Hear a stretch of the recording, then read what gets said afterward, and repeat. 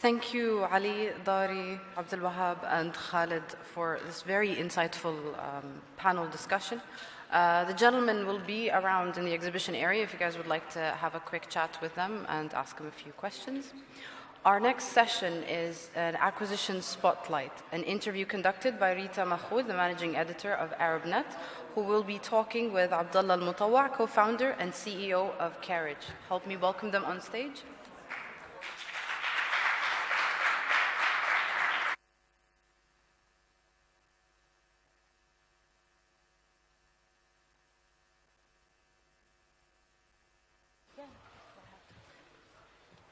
This is going to be difficult.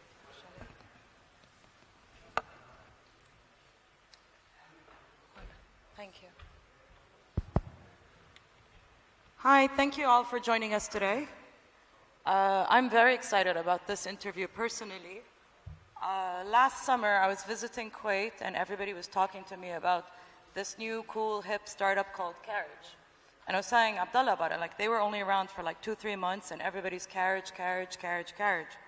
So I tried it out, had an amazing experience with them. I called up Abdullah, I'm like, you guys need to be part of our startup battle. It's taking place next month in Kuwait. Unfortunately, they were very busy, they couldn't make it. But here we are today, a year later, 17 months since inception of Carriage. They have gotten the highest acquisition, like it's the highest return of investment to date in the region. In 15 months, from date of inception until they got acquired for disclosed amount of $100 million. We'll be discussing the acquisition in a bit, but I want to start off first. Abdullah, first, thank you for joining us today. Thank you for the invitation, and it's my pleasure. I first want to start off with, where did the idea of Carriage come from? Bismillah ar-Rahman ar-Rahim. Thank you for the invitation. It's a pleasure to be here. Carriage first started when I had a restaurant. I initially I wanted to enter into the entrepreneurial lifestyle here in Kuwait, and one of let's say the cost-effective ways to go about that was opening a restaurant. It just made sense at that time, and once I opened the restaurant, I realized that the delivery arm or the delivery branch of a restaurant is quite critical for it. So the easy decision that was made was to join the existing platform market that was there, which was Talabat. We sat down with one of the owners of Talabat at that time, and my question to him was, where can we get the logistics support for the delivery aspect of it? And he told me that we're purely a marketplace. We divert the order from the customer to the restaurant, and the restaurant takes care of the delivery. So an idea just clicked. I thought that there was a gap in the market that I felt, because it's a pain point when you're talking about labor-intensive endeavors, and having drivers and vehicles and maintenance towards that is a huge capital-intensive endeavor. So an idea clicked at that time. I wasn't aware the business model exists worldwide. And after some research, basically, we found that the model does exist, and it has been proven outside of the region, yet it hasn't been implemented in the region. So we got the idea. I sat down with my 3 other co-founders, Mus'ab al-Mutawa, Khalid al-Gabandi, and Jonathan Lau, each working within his expertise, and we just went full steam ahead to develop and basically operate the idea that came up. I'd like to ask the audience, who here is familiar with Carriage? It's like a lot of show of hands. And do you all, like everybody who uses Carriage, can you show me your hands as well, please? So I look at this here. This is like 17 months. Alhamdulillah. How does this feel? Feels unbelievable. My heart smiled. Why do you think Carriage became such a success? First and foremost, alhamdulillah, it's توافيق من رب العالمين. Second is we were just at the right place at the right time. We managed to pay attention to every single detail related to the service that we were providing, down to even the sentence that is said to the customer.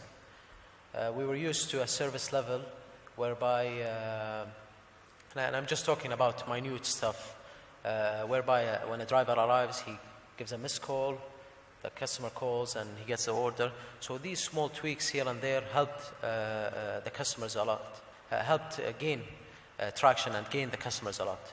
But not just that, we innovated within the space. So we managed to see what were the pain points of the customers and the restaurants.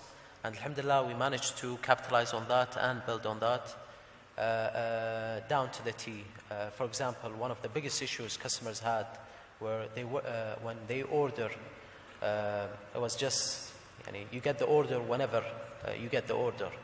But with us, we provide full transparency over the order process, from the order being placed, down to it being prepared, down to it being collected by the driver, then delivered and live tracked, which was at that time, Carriage is who introduced live tracking, the live tracking feature in the food sector in Kuwait specifically, and in the GCC. So alhamdulillah, we managed to innovate within the space, and that's actually what made us gain amazing traction and gain a lot of customers right off the bat. What challenges have you faced in the past year or so? I mean, there are a lot of challenges. The guys, Abdullah and Lari and Ali Liznai, they talked about some of the challenges, including talent. One of the biggest challenges was getting the right talent and getting him in the correct position and the correct place. Talent is non-existent in terms of the tech sector here. And specifically when it comes to new languages in terms of coding, we're used to that the tech infrastructure, let's say, has been stagnant and has been stable for quite some time. We haven't seen a lot of innovation in that sense, but we have managed, alhamdulillah, to overcome that by just putting the right people in the right place. Another challenge was to prove, I mean, it's a very capital intensive, as I said, endeavor. And one of the challenges we had was to raise our seed round in order to go full steam ahead. For us, it's a winner takes all, and we wanted to just not hold back in any sense. So the idea of raising a seed round was also new, especially to investors. We sold the idea pre-operations, and alhamdulillah, we managed to have people who were interested in it and decided to invest. So these are some of the challenges, pre-operations, post-operations. I mean, just managing the service level that we were promising the restaurants was one of the toughest challenges. Trying to maintain it when you scale up was also a huge one for us. But alhamdulillah, I think we've got it down to a T. And I would imagine customer acquisition would have been a challenge in the initial stage as well, because when you launched, Talabat have been in the market for, 13, 14 years by the time, 13 years Correct. maybe before you launched. Yes. And they already had a large customer base. Was it acquiring new customers, or was that challenging, or signing up restaurants? Was that challenging for you? The gap in the market that we were talking about, a lot of people perceive delivery as low-end restaurants are restaurants who deliver. Right. So we managed to change that mentality by attracting restaurants initially that never delivered before, and only the best in terms of restaurants. So we managed to attract restaurants that people usually have waiting times of around 30 to 45 to an hour waiting time in the restaurant. So we created a buzz in the sense of getting the right restaurants, managing to get the right features in place, and just educating not the customers but the restaurants themselves that delivery doesn't have to be for low-end restaurants, but it's a revenue stream that you guys should be tapping into. Alhamdulillah, we managed to prove that to restaurants. And the initial 18 to 20 restaurants that we launched with are what attracted the rest of the restaurants and acquired customers on our behalf. During the food tech panel yesterday, one of the challenges a lot of the startups or panelists at the time mentioned was the fact of scaling or expanding to other markets was always a challenge, because whenever you have to go to a new market, you've got to get like licensings and registration, and like it's difficult. Like you come to Kuwait, you need a partner, you need a sponsor, all of those. And you've expanded to quite a few markets in the past year. 4 markets, if I'm not mistaken. We are in 4 markets right now, and in 2 weeks we're going to be in our 5th, inshallah. Who's your 5th? Saudi Arabia. Saudi Arabia and your 5th is your 5th. What was the process or the difficulty in expanding to these new markets? I mean, each market has its own different challenges, but we were very focused and keen on getting local talent in each market. I think that was the most important part of it. Even though the GCC is our backyard, yet each market has a different way of operating and different ins and outs. So one of the most important things we had to do was getting local talent and a local GM who can hire locals in every single country, so that we overcome the learning curve if we were to hire someone from abroad.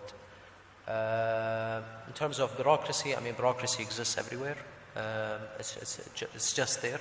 You just have to understand how to expedite the process. But I say I'm keen on emphasizing on the point that local talent was our savior in each and every country.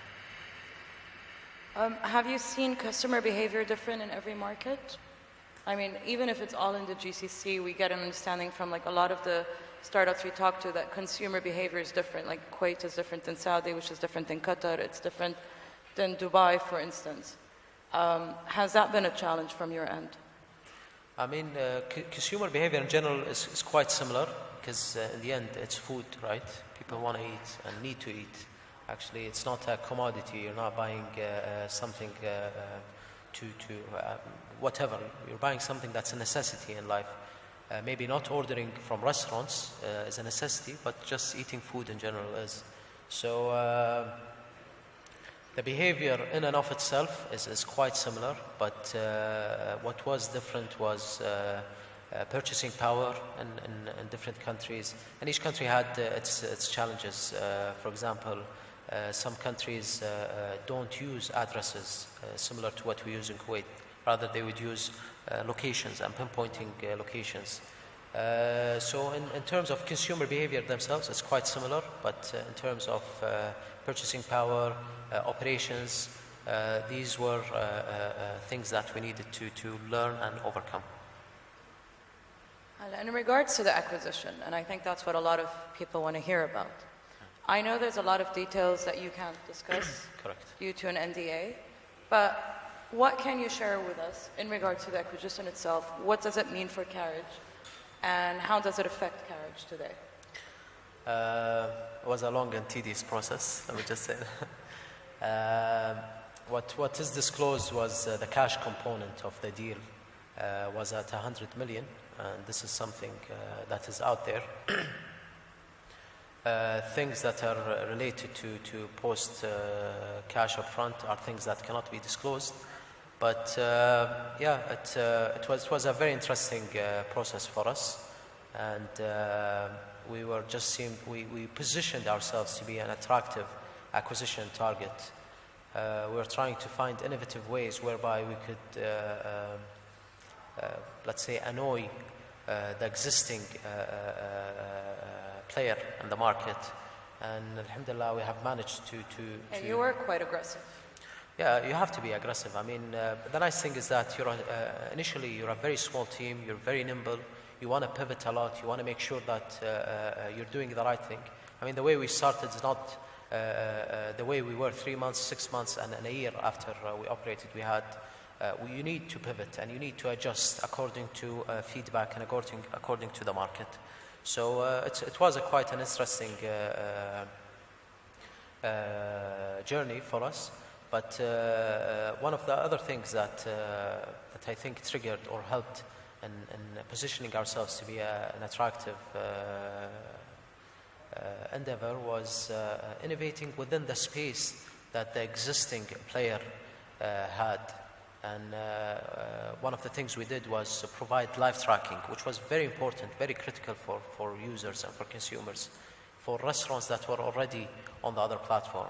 So, and also it was also a sales game. So we were also trying to acquire restaurants from the existing platform. So all these things together, alhamdulillah, managed to position us in a great manner. Is there anything that's going to change at Carriage due to the acquisition? Yeah, to the better, inshallah. I mean, one of the things that was very important to us was that we retain management, even though we sold 100% of our shares. For us, as a founders team, and for the whole team in Carriage, I feel like each and every one feels like he's a critical part of the company. So, and it's a young company. I mean, our names are attached to it. Our team members' names are attached to it. We wanted to make sure that we do not just let go of the company easy as that, but rather maintain our promises and expand on our promises, and also expand regionally and inshallah within the Arab world. Now, a question I've been hearing all over the floor for the past 2 days is, everybody keeps asking me, why Carriage? The name? No, not the name. Of why, after only 15 months, would Delivery Hero come in and acquire Carriage for such a large amount of money? As I said, we positioned ourselves to be in a very, very attractive place. The gap that was there was filled. You weren't going after it, though.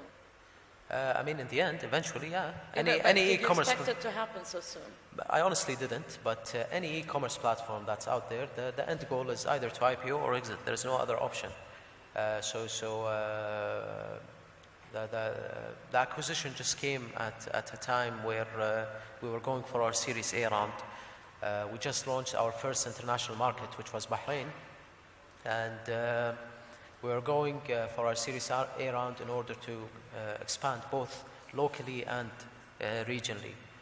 So we started going into these negotiations when we first started talking to investors, and they just saw that the numbers made sense, our cohorts were amazing, and yeah, it was just very attractive for these guys, just added value to their existing market. And then when you're talking about the MENA region, specifically as it relates to food, you're talking about one of the biggest markets worldwide, not just regionally.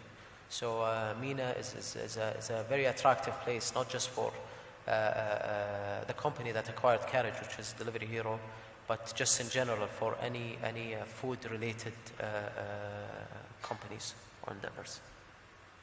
Well, you've also recently added another service outside the food area, which was flour delivery.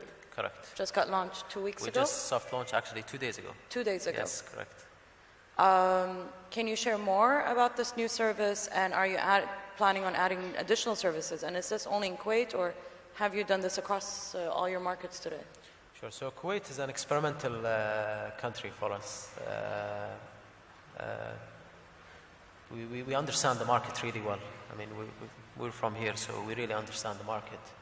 The reason why we launched our first vertical, which is flowers, was that we're an urban logistics on-demand company.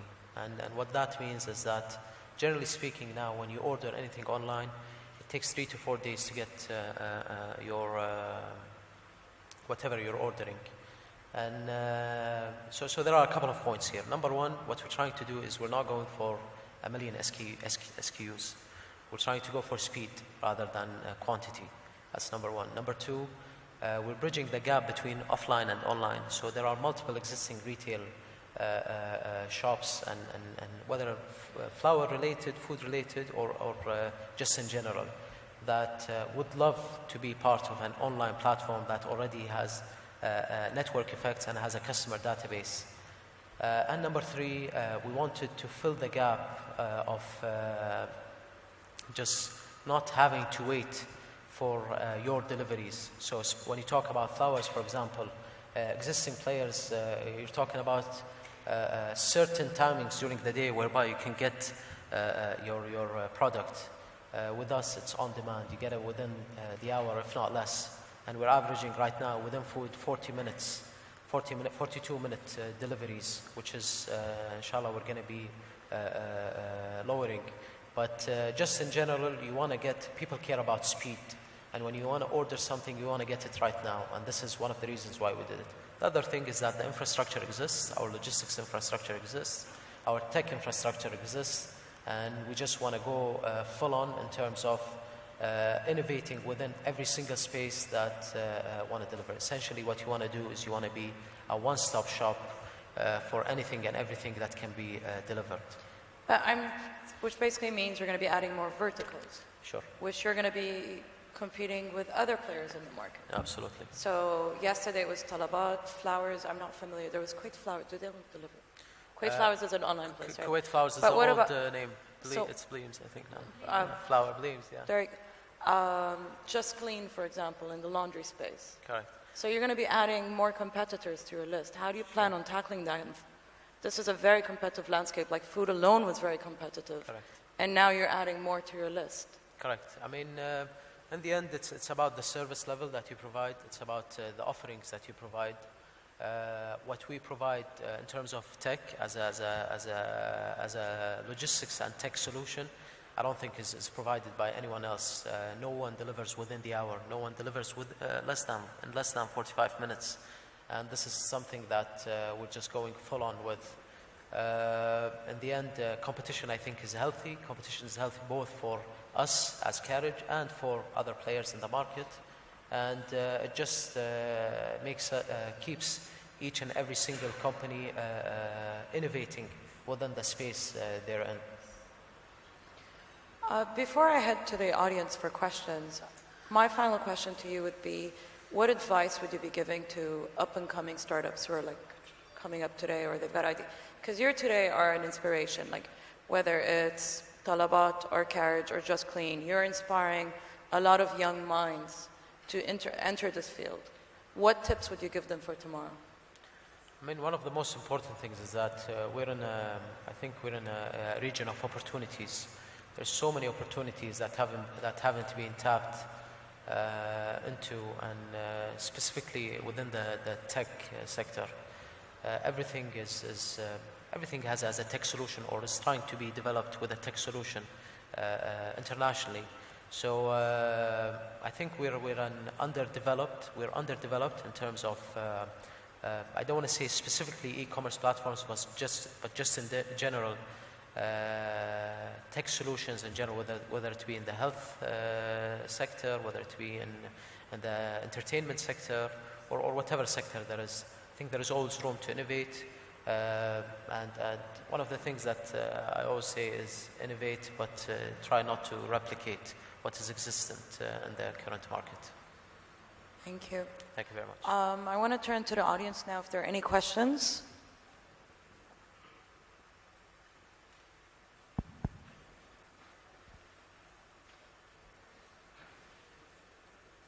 السلام عليكم. وياك عايشة العنزي من شركة رختر. أنا أول مرة شفت لوجو كارج كان من خلال موقف بالشارع. السائق اللي وصل الطلبات كان واقف بنص الشارع بس عشان يشيل قطوة من كانت ميتة من نص الشارع ويشيلها ويخليها على صوب.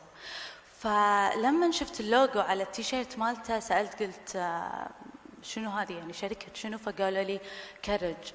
فاحترمت شركة كارج حتى قبل لا استخدم الاب واجرب يعني السيرفس هذه. بس حبيت اشارك بهالموقف ويعطيك العافية وبالتوفيق ان شاء الله. الله يعافيك. مشكورة.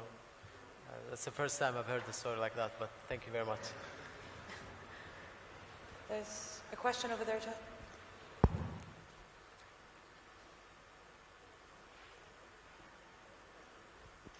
Good afternoon. It's interesting to know what happens in terms of you as and your co-founders in terms of managerial rights after the acquisition. How much weight did you have to make the decisions of that company to carry on the decisions, the major decisions of the company and the future of the company? Thank you. Did you get that? Can you please repeat that? It was a bit... After the acquisition, how much managerial weight did you have, you and your co-founders? How much control do you have? We retained full control in terms of management, day-to-day stuff. And yeah, it was very important for us to be able to maintain that and still keep on managing the company. So we retain full management over the whole company.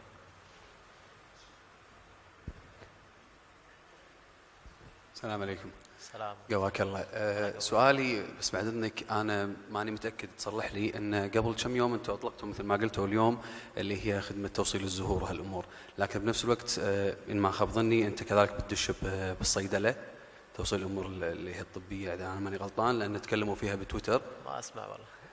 غير الزهور انت ناوي تدش بعد شغلات ثانيه عدل؟ الجروسري اللي هي جمعيات وهم الصيدليات عدل؟ Sure. It's okay. down the pipeline, yeah. انزين انا سؤالي لك، احنا من عمر الدنيا نسمع ان وخروا عن التوصيل لوجيستكس وهالامور لانه وايد صعبه، ما تشوف التوسع اللي بتدش فيه لقدام بغض النظر عن وجود الماده اللي بتخدمك او عدم وجودها، بس كتوصيل وكتوسع بهالطريقه يمكن يضرك يرجع عليك بطريقه ان ليتك انت قاعد على الاكل احسن واقل وافضل، وبنفس الوقت اذا تاذن بتدش بهالطريق شلون راح يكون الترتيب؟ هل انتم كشركه معتمدين على نفسكم في فند خارجي؟ شلون بترتبها؟ ومشكور. البارت الثاني من السؤال ما سمعت عدل، بس بجاوب اول شيء على اول بارت. الجمله ان قاعد توسعون بطريقه سريعه احتمال يضركم، هذه وايد كنت اسمعها بالذات اول ما بلشنا نتوسع بالخليج، بالذات من اصحاب يعني البزنس اونرز جست ان جنرال، ان قضبوا وضعكم، make sure you are stable in the country and then expand. When you're talking about لما تتكلم عن e-commerce platform بشكل عام، اتكلم winner takes all and the first mover advantage. فبالنسبة لنا كان جدا مهم ان احنا نكون first movers بكل ماركت احنا ندشه، ما كنا نبي نعطي مجال حق اي شركة ثانية تدش بنفس المجال وبنفس البزنس موديل اللي احنا كنا قاعد ندش فيه. فسالفة ان احنا نتوسع بمجالات ثانية انا ممكن ما اتفق وياك فيها، والسبب ان انا الانفراستراكشر واللوجستيات اللي موجوده عندي اوريدي موجوده، ووقت الاكل لاوقات معينه، غير عن اوقات مثلا اللي الناس مثلا على سبيل المثال تطلب ورد فيها، غير عن الاوقات اللي الناس تطلب فيها من الصيدليات على سبيل المثال، ان كان ان بندش في الصيدليات او مثلا الجمعيات او اي شيء ممكن يتوصل. فبالعكس هذا شيء ممكن يفيد الاوبتمايزيشن عندي، ممكن يفيد اليو تي ار حسب السايق عندي. ف we're just filling in the gaps whereby we are an optimized operations من الألف للياء. بس السؤال الثاني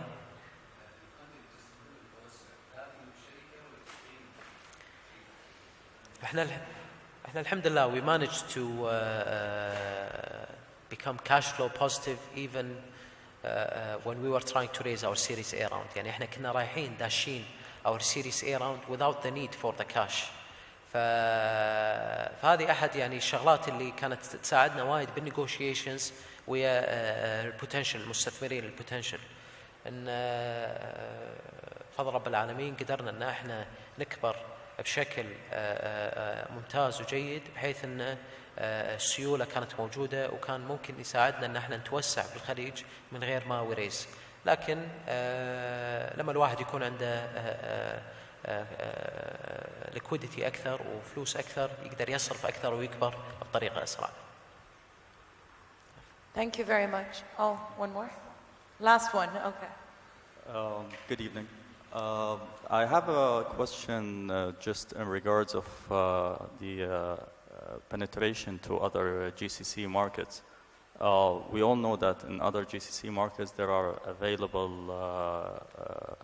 Sorry, can you move the microphone a bit away from your, so that we can hear you properly? Yeah, sort of like Fetcher, for instance, in Dubai, is kind of the same business model.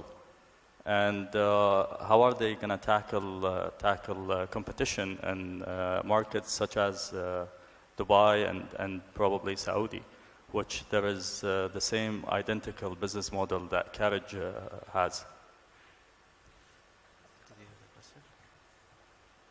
I'm sorry, did I hear you properly? Are you asking about how they're planning on competing in the other markets such as Dubai? Fetcher. Fetcher in Dubai has exactly the same business model where it's on demand and it's crowdsourced as well. So how are you planning to tackle the competition in Dubai, for instance? Fetcher doesn't have the exact same business model as we do have. We're a B2C, even though Fetcher does have a B2C arm to it, but we're a platform market and Fetcher isn't. Fetcher is also concentrated on B2B more so than just commerce in general. And yeah, we operate within the same space, yet we do not compete for the same vendors and or customers. But there are other players that exist in the market that operate within the same business model, specifically in Dubai. You're talking about Uber Eats, you're talking about Deliveroo, you're talking about multiple global brands that have billions in funding and can burn through a lot of money just to grow. But at the same time, and this is something that I just heard Abdullah talk about in Butikat, you're talking about global players that have billions of dollars of funding, but what they don't have, which is something that can't be bought with money, is understanding the market and understanding the locality of it, and just touching on the right points and right messages across. So yeah, we're competing in Abu Dhabi right now, and we're winning, alhamdulillah. And I think we can compete in Dubai and manage to corner the market there. Great, thank you very much. I'm sorry, I know there's a few questions left in the audience, but we're out of time. If anything, Abdullah will be around. You can catch him and ask him in person. Thank you all for your time. Thank you, Abdullah. This was very insightful. Thank you very much. Thank you very much.